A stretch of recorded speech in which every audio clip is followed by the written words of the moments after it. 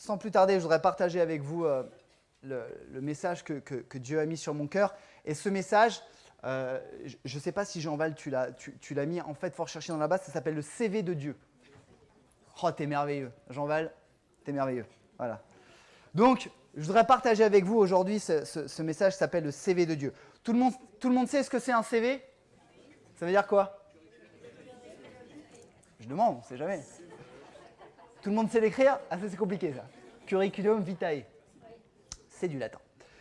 Et aujourd'hui, dans la société dans laquelle on vit, l'identité est très importante. Je ne sais pas si vous avez remarqué, mais partout, il faut qu'on mette notre identité. La carte d'identité, le passeport, l'adresse mail, le numéro de sécurité sociale, votre login, votre mot de passe, votre empreinte, votre œil.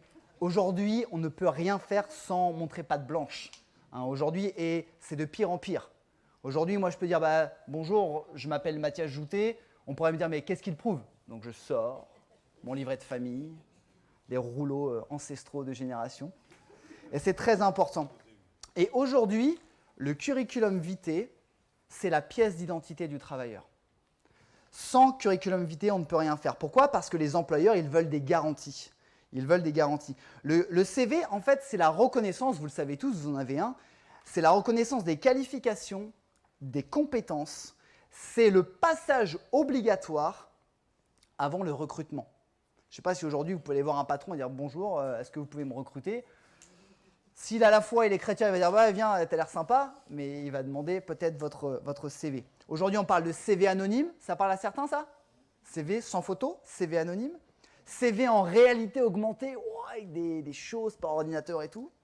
Le CV numérique, plein de choses. Et avec la lettre de motivation, tout le monde sait ce que c'est une lettre de motivation? C'est une lettre de motivation. Excellent. Excellent, merci. Ce sont les deux éléments obligatoires à présenter quand on postule quelque part. Je ne peux pas arriver les mains dans les poches, je dois présenter mon CV et ma lettre de motivation. Et quoi de mieux que de présenter le CV de Dieu pour le présenter et montrer ce dont il est capable. Amen. Pourquoi? Parce que les chrétiens ont la mission de parler de Dieu. Nous avons la mission de dire aux gens autour de nous, qu'ils soient croyants ou pas, que Dieu est à nos yeux quelqu'un de compétent. Amen. Merci François. Bien sûr, Dieu n'a pas le même CV que vous et moi. Ce n'est pas marqué « Dieu a été au collège de Jérusalem ». Puis il a été au lycée de Galilée, puis après il a fait la fac de théologie. C'est pas comme vous et comme moi, il n'a pas fait d'apprentissage, il n'a pas travaillé dans telle et telle société. Mais on pourrait très bien résumer le CV de Dieu à 3 choses. On pourrait, dans le premier volet, présenter ce que Dieu a fait dans le passé. Deuxième volet, on peut présenter ce que Dieu peut faire aujourd'hui dans le présent. Et dernier volet, on peut montrer ce que Dieu fera dans l'avenir. Et toutes ces choses renvoient l'image de Dieu, la compétence, la puissance que Dieu est capable de faire pour moi, pour vous et pour nous tous. Alors vous êtes prêts, on y va? C'est parti? On lit ensemble le CV de Dieu. Donc, un CV, ça commence par nom. Nom, Dieu. Prénom, Dieu. Date de naissance, il n'y en a pas? Éternel. Adresse, partout et nulle part? Ok, plus sérieusement, allez, on y va. Premier point, ce que Dieu a fait dans le passé. Le passé, c'est-à-dire avant que je sois né, il y a longtemps. La première chose, c'est que Dieu, première compétence, et non des moindres, c'est que Dieu nous a créés. Dieu a créé l'homme et la femme. Dieu a créé la plus belle machine de tous les temps. Je ne sais pas si vous vous en rendez compte. Je ne sais pas si vous êtes conscient des capacités illimitées de l'homme et de la femme. Je vous invite à regarder la personne qui est à côté de vous et à l'admirer parce que c'est une très belle machine. Non mais faites-le vraiment, admirez-vous. C'est quand même... Quand on prend le temps de se poser, un petit peu de réfléchir, quand vous appréhendez le système de pensée, le système physiologique, pour ceux qui ont étudié un petit peu l'anatomie, on est quand même sacrément constitué. On parle aujourd'hui des voitures de haute technologie, on parle des PC de haute technologie, mais finalement, quand on compare à l'être humain, c'est quelque chose de grandiose et on ne le pense pas assez. Nous n'avons pas été créés par je ne sais pas quoi, nous avons été créés par un esprit tout-puissant et parfait, nous avons été créés par Dieu. Et Dieu, quand même, première ligne de son CV, Dieu a créé l'homme et la femme. Quelque chose de parfait. Vous voulez dire amen à cela? Si vous êtes croyant, vous pouvez dire amen, ça veut dire je suis d'accord avec ça. Et si on lit le premier chapitre de la Bible, Genèse 1, il nous est dit au verset 27, Dieu créa les hommes au sens de la race, les êtres humains, pas que les bonhommes. Les hommes, la race, c'est important de le dire. Dieu créa la race humaine pour qu'ils soient son image. Oui, il les créa pour qu'ils soient l'image de Dieu, il les créa hommes et femmes. La première chose, c'est que Dieu a créé les hommes et les femmes à son image. On croit que Dieu est parfait. Amen. S'il crée l'homme et la femme à l'image de Dieu, c'est que nous étions parfaits. Nous sommes parfaits. À l'image de Dieu. La deuxième chose, c'est que l'homme et la femme sont aussi parfaits l'un que l'autre. Amen. Là, il y a plus de femmes qui disent « Ah oui, amen, oui, c'est vrai. » Oui, oui. Il a créé l'homme et la femme à son image. Des belles machines et des belles machineux. Et nous... Oui, pour le pluriel. Des machinettes, si vous voulez. L'image de Dieu, et nous étions parfaits en tout. Après, pour ceux qui connaissent la Bible, après la création, il y a eu un petit souci. Un gros souci. Il n'y a pas eu un souci comme on a aujourd'hui, un souci de fabrication. Vous savez, des fois, on achète quelque chose et l'appareil dysfonctionne. Donc, on dit, oh, il y a un souci de fabrication. Là, ce n'est pas un souci de fabrication puisque Dieu a créé l'homme et la femme parfaitement. Il y a eu un souci d'utilisation. Qu'est-ce qui se passe? Il y a eu ce que nous connaissons sous la chute, la tentation, où le diable, voyant que Dieu avait créé l'homme et la femme parfaitement à son image, est venu tenter la femme et l'homme. Dans ce sens-là, la femme et l'homme, mais les deux. Et Adam et Ève, qui sont nos ancêtres à tous, ont désobéi au seul commandement quand même, que Dieu leur avait donné, c'est-à-dire de ne pas manger du fruit de l'arbre de la connaissance du bien et du mal. La Bible nous dit que Adam et Ève ont désobéi par tentation, bien sûr, le diable est venu les tenter. Ils ont désobéi par manque de confiance en Dieu, parce qu'ils ont choisi de croire quelqu'un d'autre que Dieu. Et ils ont péché par orgueil, parce que le diable, sous l'apparence d'un serpent, est venu leur dire « Oui, mais si vous mangez cet arbre, vous serez comme des dieux. » Si un jour on vous vend une potion et qu'on vous dit vous allez rajeunir de 10 ans, vous allez vous jeter dessus certainement. Ou pas. Et donc, par la désobéissance, même si Dieu nous a créés de manière parfaite, par la désobéissance de l'homme et de la femme, la Bible nous dit que l'homme et la femme ont été séparés de Dieu. Ils ont été séparés de Dieu et l'œuvre parfaite de Dieu a été quelque peu altérée. C'est ce qu'on appelle, nous, l'entrée du péché dans la race humaine avec les imperfections, les maladies et tout ce qui s'ensuit. Il faut bien se rappeler qu'à la base, Dieu nous a créés parfaits et c'est par la désobéissance qu'il y a eu l'imperfection, le péché. Ça, c'est la première compétence de Dieu, il nous a créés. C'est quand même une belle chose. Amen. On est quand même des belles créatures. La deuxième chose, la deuxième compétence que Dieu nous a donnée dans le passé, c'est quelque chose d'énorme, c'est que Dieu nous a donné une deuxième chance. Dieu nous a donné une deuxième chance à travers Jésus. On l'a dit, la désobéissance d'Adam et Ève à Dieu a créé la mort. Dieu l'a dit, hein. On ne peut pas reprocher à Dieu de ne pas l'avoir dit. Dieu a dit à Adam, si tu manges du fruit que je t'ai interdit de manger, si tu en manges, alors tu mourras. On ne peut pas être plus clair. Il aurait pu lui dire, bon, si tu en manges, il y aura des choses pas bien qui vont se passer. Non, alors tu mourras. L'homme, en connaissance de cause, et la femme ont désobéi. Donc, selon la Bible, l'homme et la femme sont destinés à mourir après leur vie sur terre à cause du péché d'Adam et Ève. On pourrait dire, c'est pas cool, moi j'aurais été à sa place, j'aurais pas fait ça. Et pourtant, Dieu est tellement bon qu'il a donné une deuxième chance. Après la création de la belle machine que vous êtes, Dieu a donné une deuxième chance. Et je ne sais pas si vous êtes d'accord avec moi, mais l'être humain, il a du mal avec les secondes chances.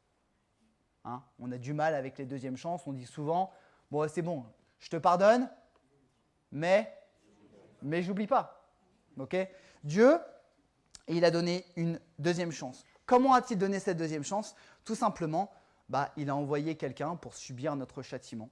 Dieu a dit à Adam et Ève, puisque vous avez désobéi, vous mourrez. Et Dieu, tellement il nous a aimés, a envoyé quelqu'un, et pas n'importe qui, on va le voir, pour subir le châtiment à notre place, à ta place, à ma place, sur tous les humains, sur toute l'humanité. Et il n'a pas envoyé n'importe qui. Il a envoyé son fils. Et il n'a pas envoyé n'importe qui, il a envoyé son fils unique. Alors j'aurais aimé le faire venir, mais là il est au club, j'aurais aimé faire venir mon fils Zach. Je ne sais pas si on se rend compte, nous chrétiens, qui sommes chrétiens depuis, je ne sais pas, 1, 2, 3, 15, 20 ans, on fait toujours cette prière, merci Seigneur parce que tu as donné ton fils unique pour nous. Et au fur et à mesure, je ne sais pas si vous savez, mais on a tendance à oublier ce qu'on dit. Le fils unique, vous n'avez qu'un seul enfant, un seul, et vous le donnez. Il n'avait pas 5 fils, Dieu. Il avait un fils. Dieu aurait pu envoyer un ange. Dieu aurait pu envoyer un ange. Il a choisi d'envoyer Jésus. Pourquoi? Parce que Dieu aime les hommes et les femmes. Dieu aime les hommes et les femmes. Éphésiens 1, le livre des Éphésiens, l'épître 1 nous dit que dans le Christ, c'est-à-dire dans Jésus, à travers Jésus, par son sang, parce que Jésus a été crucifié pour nous, nous sommes libérés du mal. Nous sommes libérés du mal et nos péchés ont été, dites-le, c'est gratuit, nos péchés ont été pardonnés. Regardez la suite. Tellement la bonté de Dieu est grande. Tellement la bonté de Dieu est grande. Moi, quand je dis à mon fils, ne fais pas ça, si jamais il le fait, je le punis. Il y a des parents qui font ça des fois? Oh, vous êtes méchants. Moi, je dis à Zach, touche pas. Généralement, qu'est-ce qu'il fait? Il touche. Non, il ne touche pas, il effleure. Voilà, il fait ça, mon fils. Qu'est-ce que je fais? Moi, je n'ai pas de scrupules. Je le punis. Dieu aurait pu dire à Adam, Ève, ne touchez pas. Il aurait pu nous punir. Il a donné une deuxième chance. Deuxième ligne du CV de la compétence de Dieu. Il nous a donné une deuxième chance. Et en plus, il ne nous a pas donné une deuxième petite chance en envoyant un sbire. Il a envoyé son Fils unique Jésus. Voilà pourquoi Jésus-Christ est si important pour nous chrétiens. J'aurais envie de dire pour nous chrétiens évangéliques, mais si on est chrétien, c'est qu'on ressemble à Christ. Amen. Voilà. Donc ça, c'est pour la ligne du CV de ce que Dieu a fait par le passé. Il a créé l'homme et la femme de manière parfaite, et malgré la chute, il a donné une deuxième chance à travers Jésus. Deuxièmement, ce que Dieu peut faire aujourd'hui. Vous êtes toujours avec moi? Oui. Nous croyons que Dieu est vivant. Donc pas de date de naissance. Pas de date de naissance. Et on dit souvent il est éternel. C'est Ésaïe qui disait il est éternel. Dieu n'est pas vieux. Il n'est pas démodé. Il n'est pas loin de nous. Il est avec nous chaque jour, même si nous ne le voyons pas physiquement. Aujourd'hui, qui que nous soyons, que tu sois chrétien, que tu sois non chrétien, que tu sois sympathisant, que tu sois, je ne sais pas, on a beaucoup d'appellations aujourd'hui, Dieu et son Fils Jésus peuvent agir pour nous, pour toi, pour moi, de manière concrète, aujourd'hui, maintenant, le 26 janvier 2020. 3 choses que Dieu peut faire. Il peut en faire plein de choses, mais j'ai eu à cœur de vous partager 3 choses. Première chose, aujourd'hui, Dieu peut te guérir. Je vais vous lire un passage dans la Bible, dans l'évangile de Luc, au chapitre 8. Et je profite de ça pour vous dire que si vous n'avez pas de Bible, on serait heureux de vous en offrir une. À la fin de la rencontre, n'hésitez pas à aller à l'espace d'accueil, on vous en offrira une. Donc dans Luc 8, verset 43, je vais le lire parce que je ne l'ai pas mis sur l'écran. Or, il y avait une femme qui souffrait d'hémorragie depuis 12 ans. Elle avait dépensé tout son bien chez les médecins, mais aucun n'avait pu la guérir. Ça arrive des fois. Aujourd'hui, on a des « merci Seigneur pour les médecins », des fois ils peuvent nous guérir, des fois ils ne peuvent pas. Cette femme s'approcha par derrière et toucha le bord de vêtement de Jésus. Son hémorragie s'arrêta immédiatement. Je relis. Elle s'arrêta, toucha le bord du vêtement de Jésus, son hémorragie s'arrêta immédiatement. La Bible nous montre ici et dans plein d'autres passages que des gens, des hommes et des femmes, des riches, des pauvres, ont été guéris. Et nous le croyons. Dans cette église, pour ceux qui font partie de cette assemblée, une femme, il y a 2 semaines, je ne me rappelle plus, a été guérie d'acouphènes. Ça rappelle un témoignage à certains là. Notre sœur Monique avait des acouphènes, on a prié, elle a été guérie. Par contre, il faut savoir que Jésus n'est pas un distributeur automatique de guérison. C'est ça la différence. Dieu peut te guérir. Il a le pouvoir de te guérir de toute maladie. Mais quand nous avons la foi, amen. Parfois, Dieu est au-dessus de nos pensées. Parfois, Dieu guérit. Parfois, Dieu ne guérit pas pendant un temps. Parfois, ça met plus de temps. Parfois, Dieu nous permet de guérir, de vivre avec nos souffrances. Ce qui est sûr, c'est que Dieu a été et est capable de guérir de toute maladie. Il n'y a pas les maladies que Dieu peut guérir et les maladies que Dieu ne peut pas guérir. C'est comme ça dans la médecine. Il y a les maladies curables et les maladies incurables. Avec Dieu, il n'y a qu'une sorte de maladie, une seule catégorie de maladies. Il y a les maladies que Dieu peut guérir et les maladies que Dieu peut guérir. 2 en 1. Voilà la première chose. Deuxième chose, aujourd'hui, Dieu peut me délivrer. Alors, pas de chaîne, pas de lien qu'on voit, mais Dieu peut me délivrer et Dieu peut te délivrer de tout ce qui te détruit. Et tout ce qui peut te détruire et t'empêcher de rencontrer Dieu, Dieu peut l'enlever, Dieu peut te délivrer. L'épître de Pierre, la deuxième épître de Pierre nous dit, je pense que peu connaissent ce passage, chapitre 2, verset 19. C'est un passage qui est fort quand même. Tout homme, donc et toute femme, est esclave de ce qui a triomphé de lui. Il y en a qui le connaissaient ça? Tout homme, toute femme est esclave de ce qui a triomphé de lui. C'est-à-dire que si l'alcool triomphe de toi, ça veut dire quoi? Ça veut dire que tu ne peux pas combattre contre l'alcool. Tu es esclave de l'alcool. Si la cigarette, si la drogue, si les addictions, si la pornographie, si les jeux, si le matérialisme, si les dépenses à outrance ont triomphé de toi, alors tu es esclave de ça. Et ces choses-là, on le sait tous, il n'y a pas besoin d'être chrétien pour le dire, mais toutes ces choses-là, elles gangrènent notre vie. Et Dieu peut instantanément nous délivrer de ça. Il y a des centaines, voire des milliers de personnes qui peuvent témoigner, qui peuvent dire que Dieu les a délivrés. Il faut juste savoir que 3,4 millions de Français, 3,4 millions de Français sont dépendants de l'alcool. 14 millions de Français sont dépendants du tabac. 1,5 million de Français sont dépendants du cannabis. Ça fait 3,4 plus 14 plus 1,5, je ne sais pas combien ça fait, ont besoin d'être délivrés déjà. Et ça, Dieu peut le faire. Est-ce que vous le croyez ce matin? Ça, Dieu peut le faire par la foi et par sa puissance. Dieu peut me délivrer de mes addictions, mais Dieu peut me délivrer des blessures du passé. Parce que vous savez, entre les dégâts faits par l'alcool ou la drogue et les dégâts faits par les remords et la culpabilité, je ne sais pas lequel est le pire. Peut-être que nous avons dans notre vie des remords passés, des culpabilités, des choses que nous avons faites, des choses qui nous empêchent de vivre, qui nous rendent tristes. Et Dieu, Jésus son Fils, peuvent vraiment nous libérer de tout cela. Jean 3,17, l'évangile de Jean 3,17 nous dit que Dieu n'a pas envoyé son Fils, on l'a dit, Dieu n'a pas envoyé son Fils Jésus pour juger le monde, pour qu'il juge le monde, mais il a envoyé son Fils pour que le monde soit sauvé par lui. Jésus a délivré des centaines et des centaines de personnes. Donc Dieu peut me guérir, Dieu peut me délivrer. Troisième chose qui est très importante, Dieu peut me donner la paix. Dans les compétences d'aujourd'hui, pour ceux qui auraient perdu le fil. Dieu peut me donner la paix. Est-ce qu'on est tous d'accord pour dire que le monde est tourmenté? C'est facile, hein? Allumez BFM TV, vous allez voir. Si vous ne croyez pas en BFM TV, mettez France Info. Voilà, puis vous verrez, le monde est tourmenté. Les gens sont tourmentés. Notre cerveau, des fois, je ne sais pas si ça vous arrive, notre cerveau, des fois, il mouline en fait, il tourne pour rien. Ça vous arrive jamais, ça? Vous savez, quand on regarde la télé puis qu'on est comme ça? Non, ça vous arrive jamais.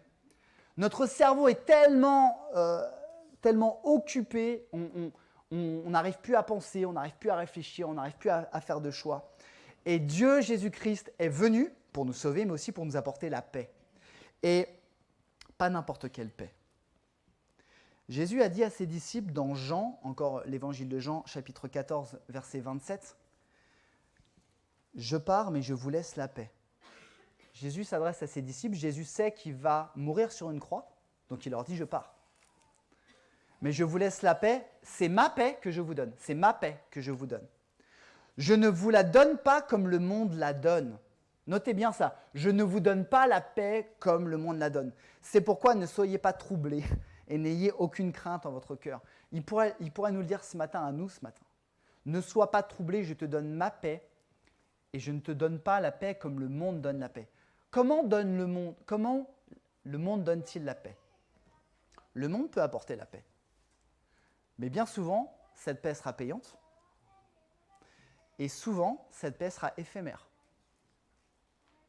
Je ne voudrais pas insister dessus, mais bois une demi-bouteille de whisky, tu auras la paix. Pendant quelques heures. Oui ou non? Par contre, tu travailleras avec un peu mal aux cheveux. Oui, enfin, ce qui reste. Merci Fabrice. Et le problème, c'est que tu développeras une dépendance, une addiction. Et en plus, il faut payer la bouteille de whisky. Alors que quand Jésus donne la paix, il la donne de manière durable et il la donne gratuitement. Il faut y croire pour ça. La paix de Dieu, c'est l'assurance, la tranquillité. Et vous savez, ce qui est surnaturel par rapport à la paix du monde, c'est que quand Jésus nous donne sa paix, cette paix ne veut pas dire disparition des épreuves. Je recommence. Quand Dieu nous donne sa paix, il nous donne sa paix alors que les épreuves sont toujours là. Et ce qui est surnaturel, c'est que nous avons la paix alors que nous n'avons aucune raison de l'être. Vous me suivez? Il y en a qui me suivent là? Oui. Je vous partage un rapide témoignage sur notre vie avec Isabelle et moi. Quand on a eu notre premier enfant, Zacharie, il y a 7 ans, on a découvert au bout de 2-3 mois que Isabelle avait contracté la toxoplasmose. Pour ceux qui ne savent pas, la toxoplasmose, c'est un parasite.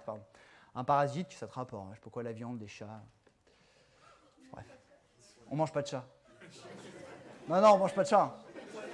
Quoique sur des toasts, c'est... Bon, bref. Et en fait, ce parasite n'est pas dangereux pour la maman, mais il est dangereux pour le bébé. Et en fait, aucun moyen de le guérir.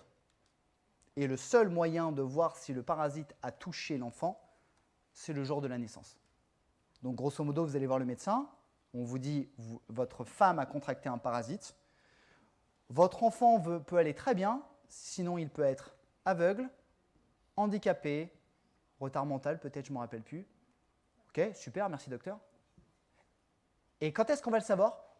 Le jour de la naissance. Là, vous flippez. Aussi spirituel qu'on puisse. Et là, c'est long d'attendre quand votre femme est enceinte de 2-3 mois. Et ce qui s'est passé, c'est que dans les couples, il y en a toujours un qui flippe et toujours un qui a la paix. Hein, Landry? Et moi, en tant qu'être humain, je me faisais de l'inquiétude. Et on a prié avec ma femme parce qu'on croit en Dieu. Et Isabelle, un beau jour, m'a dit « Mais t'inquiète pas, Mathias, ça va aller. Tout va bien se passer. » Du coup, ça m'a énervé. On devait faire une amniosynthèse. Vous voyez ce que c'est une amniosynthèse? On enfonce une grosse aiguille pour voir à 6 mois et tout ça. Isabelle a dit non, je refuse. Je voulais lui dire, mais t'es malade ou quoi? Quand ta femme, quelqu'un que tu connais, alors que tout te pousse vers la peur, te dit, écoute, ça va aller, je sens que ça va aller. C'est que la paix de Dieu était dans son cœur. Ou alors elle boit du whisky en secret. Mais non. Et je voulais vraiment vous partager ce témoignage parce que ça marquera toute ma vie. Où elle me dit non mais t'inquiète pas, ça va aller. Je ne sais pas s'il y a des gens qui l'ont déjà vécu ici. Et quand Jésus te donne la paix, tu te dis mais pourquoi je suis tranquille, je suis serein alors que rien n'a changé. Et ça c'est la paix que Dieu peut donner, que Jésus peut donner et que le monde ne peut pas donner. Amen. Donc ça, c'est ce que Jésus peut faire aujourd'hui. Il peut nous guérir, il peut nous délivrer et il peut nous donner la paix. Dernière chose, ce que Jésus, son Fils, peut faire pour moi dans l'avenir. Et je terminerai par ça. Si Dieu est éternel, si je crois que Dieu est éternel, il sera demain lundi. Il sera là demain lundi. Et il sera là aussi mardi. Et il sera là quand moi, Mathias, je serai mort. Vous croyez en fait? Si Dieu est éternel, il sera là dans longtemps. Et il y a deux choses vraiment qui sont importantes à savoir pour nous qui croyons en Dieu. Si je crois vraiment en Dieu, si je place ma foi, une foi sincère en Dieu, alors dans l'avenir, Dieu me protégera. Dieu me protégera. Dieu peut protéger de deux façons. Il peut protéger par sa main en nous bénissant. Okay. Dieu nous bénit, nous protège des dangers, des difficultés, des maladies, de ce que vous voulez. Et Dieu peut nous protéger également par les anges. Parce que nous croyons que les anges existent. Que sont les anges? Ce sont des messagers, ce sont des ouvriers pour Dieu. Et ils sont là aussi pour nous protéger, pour protéger mes enfants, pour protéger ma femme, pour protéger mes amis. Et si tu crois vraiment en Dieu, les anges de Dieu seront là pour te protéger. Amen. La parole de Dieu nous dit, les psaumes, le livre des psaumes au chapitre 34, verset 8 nous dit « L'ange du Seigneur monte la garde autour de ceux qui respectent Dieu. Il les délivre. » Mais il y a une condition. Si tu ne crois pas en Dieu, il n'y aura pas d'ange. Si tu ne crois pas en Dieu, il n'y aura pas d'ange. Par contre, si tu respectes et si tu crois sincèrement en Dieu, alors l'ange de l'Éternel monte la garde autour de toi. C'est pas génial ça? D'avoir un garde ou des gardes du corps autour de nous? On ne les paye pas, ils sont super forts. Merci Seigneur. Ça, c'est la première chose. Si je crois, alors les anges de Dieu me protégeront. Deuxième chose, et qui est très importante, et je pense que c'est peut-être la clé de voûte de ce message. Si je crois, alors dans l'avenir, Dieu me donnera la vie éternelle. Quelle utilité d'être chrétien, si ce n'est l'espérance d'avoir la vie éternelle? Est-ce que vous connaissiez l'écrivain Jean d'Ormesson? Vous avez entendu parler de lui, il est décédé l'année dernière, c'est ça? Ou il y a 2 ans peut-être? L'année dernière, merci Julie. Elle est en train de vérifier sur Internet. Et je ne sais pas si cet homme était chrétien ou pas. Je ne sais pas. Un peu, peut-être, à la folie, passionnément, je ne sais pas. Tout ce que je sais, c'est que, vous savez, quand il est décédé, ils ont montré plein d'interviews et tout ça. Je suis tombé sur un interview, j'étais scotché. Et on lui dit à lui, grand philosophe, grand tout ce que vous voulez, mais Monsieur d'Ormesson, c'est quoi l'éternité? Quelle est la définition de l'éternité? Et lui, il répond, l'éternité, c'est très simple. Quand on meurt, c'est l'éternité. Quand on meurt, c'est l'éternité. Et il a raison. Parce que tous les hommes et toutes les femmes vivront éternellement. Certains avec Dieu, certains sans Dieu. On a tendance à dire, oui, si tu crois en Dieu, tu iras au paradis, et puis si tu ne crois pas, on n'en parle pas. Si, tout le monde va vivre éternellement. Notre âme sera éternelle. Parce que Dieu a créé tous les hommes et toutes les femmes. Et Jean d'Ormesson a dit, l'éternité, c'est très simple. Quand on meurt, c'est l'éternité. Ce qui veut dire que si je crois sincèrement en Dieu, si je décide de placer ma foi en Dieu, quand je fermerai les yeux sur cette terre, notez que ce n'est pas forcément à 85 ans. Moi, je souhaite que ce soit le plus tard possible. Mais ça pourrait être plus tôt. Quand je fermerai les yeux, si je crois alors, je vivrai éternellement et j'irai au paradis avec ceux et celles qui ont cru en Dieu. Et ça, c'est une promesse que Dieu me donne dans l'avenir. Si jamais je crois sincèrement. C'est la raison pour laquelle les vrais chrétiens, et j'insiste sur les vrais, n'ont pas peur de la mort. Bien sûr, on aimerait bien vivre le plus longtemps possible, profiter. Un vrai chrétien, une vraie chrétienne, quelqu'un qui croit en Dieu, n'a pas peur de mourir parce qu'il sait, elle sait, où il ira. Amen. Il y a des gens dans ce cas ici. Moi, je lève ma main. Bon, ça ne veut pas dire que... encore quelques années, quoi. Jusqu'à 105, 110 ans, quoi. Je voudrais partager un dernier texte avec lui. J'ai demandé à Jonathan de revenir. L'évangile de Jean, encore chapitre 3, verset 36, il nous est dit « Le Père, donc Dieu, aime le Fils. Il aime son Fils. Il aime son Fils Jésus et il a tout mis dans ses mains. » Lisez bien avec moi, ça s'affiche.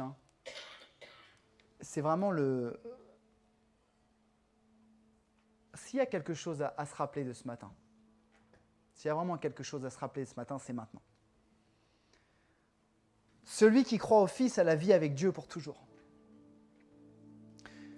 Celui qui refuse de croire au Fils ne verra pas cette vie. Mais la colère de Dieu, vous vous rappelez, la tentation, la chute, la désobéissance, mais la colère de Dieu restera sur lui. celui qui croit, celui ou celle qui croit au Fils, a la vie avec Dieu pour toujours. Celui qui refuse de croire au Fils ne verra pas cette vie, mais la colère de Dieu restera sur lui. Je ne sais pas ce à quoi vous aspirez. Si vous croyez en Dieu, si vous êtes chrétien, si de tout votre cœur, eh ben, je bénis Dieu pour vous. Si vous avez des doutes, si vous ne croyez pas en Dieu, je ne peux que vous conseiller de croire au Fils. Lourdement conseiller. Je voudrais conclure, avant qu'on puisse prier ensemble. Le CV de Dieu, ce qu'il a fait dans le passé, ce qu'il a fait, ce qu'il peut faire aujourd'hui pour moi et pour toi, ce qu'il fera dans l'avenir, nous avons tous besoin de le connaître. Nous avons tous besoin de nous en rappeler. Et c'est comme si Dieu venait à chacun d'entre nous ce matin, par son esprit. Et il dépose son CV devant toi. Dieu dépose son CV devant toi. Et il te dit, s'il te plaît, lis-le. S'il te plaît, prends-en connaissance.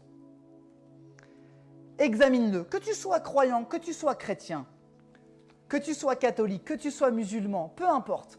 Examine mon CV. Regarde ce dont je suis capable et regarde ce que je peux effectivement faire pour toi. Dieu nous dit, prends ta décision ce matin parce que moi, je veux travailler avec toi. Je veux, comme le dit le pasteur Mathieu, je veux collaborer avec toi. Je vais être ton Dieu, je veux être ton ami, je veux être ton protecteur. Et je voudrais terminer en disant que Dieu glisse aussi avec ce CV, Dieu glisse une lettre de motivation. Et si tu lis cette motivation, tu liras ce qui est marqué dans Jean 3,16 que je me suis permis de modifier un peu. Jean-Val, je veux bien que tu le lances, merci. Dieu écrira cette chose sur cette lettre qui t'est adressée. Oui, j'ai tant aimé le monde que j'ai donné mon Fils, mon unique, pour que tous ceux qui placent leur confiance en lui échappent à la perdition et qu'ils aient la vie éternelle. En effet, j'ai envoyé mon Fils dans le monde, non pas pour condamner le monde, mais pour qu'il soit sauvé par lui. Celui ou celle qui met sa confiance en lui n'est pas condamné, mais celui qui n'a pas foi en lui est déjà condamné, car il n'a pas mis sa confiance en la personne de Jésus. Je voudrais qu'on puisse incliner nos têtes et avoir un moment de prière.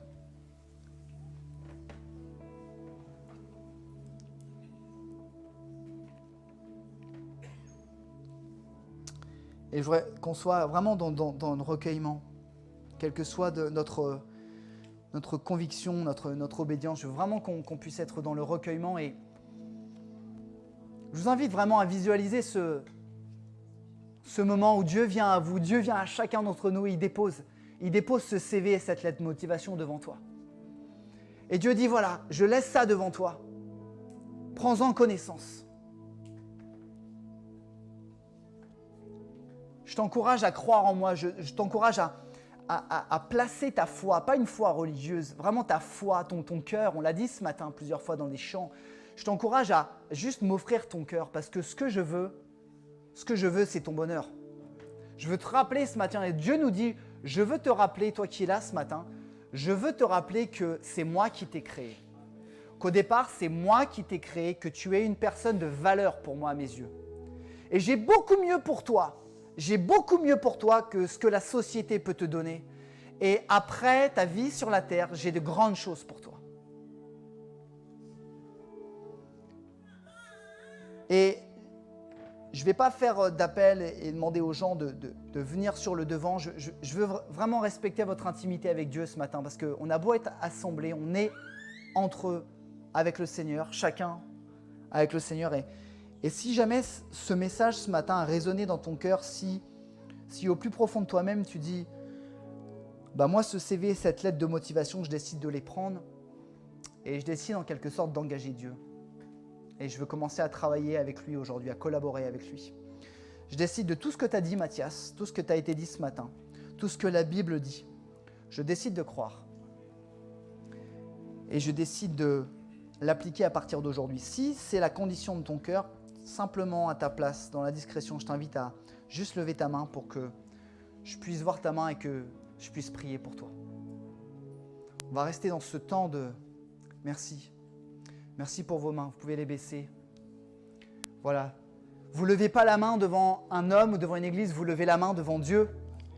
Et si tu lèves ta main, c'est pour saisir le CV. Je laisse encore juste quelques secondes s'il y a des gens peut-être qui hésitent. Merci.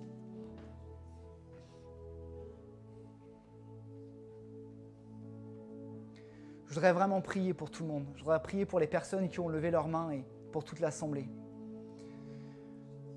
Seigneur, je te remercie. Merci éternel Dieu parce que tu es un Dieu merveilleux. Tu es un Dieu de l'actualité, tu es un Dieu pragmatique, tu es un Dieu aimant, tu es comme un papa, comme nous l'avons chanté tout à l'heure. Seigneur, tu vois le cœur des gens qui ont levé leurs mains. Et je te prie, Seigneur, avec mes amis, mes frères, mes sœurs qui sont là aujourd'hui, de te révéler à eux aujourd'hui. De pouvoir commencer à travailler avec eux, à te révéler dans leur vie, à leur faire découvrir tout ce que tu peux faire pour eux. Seigneur, rappelle-nous à nous qui t'avons accepté dans notre vie. Chaque jour, rappelle-nous que tu peux faire des choses merveilleuses et aide-nous à croire. Seigneur, je prie pour chacune des personnes ce matin qui est ici. Je veux vraiment bénir chacune des individualités des personnes qui sont là au nom de Jésus. Et je prie, Seigneur, que tu puisses te révéler à chacun d'entre nous.